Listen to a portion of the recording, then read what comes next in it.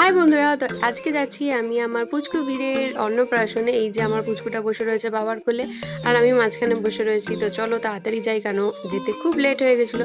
আর এই যে পুচকু বীরের ছোট্ট একটা ফটো দিয়েছে, এখানে কি সুন্দর লাগছে। তো এখানে এই যে কাকি পিসি বৌদি টৌদি সবার সঙ্গে দাঁড়িয়ে কথা বলছিলাম।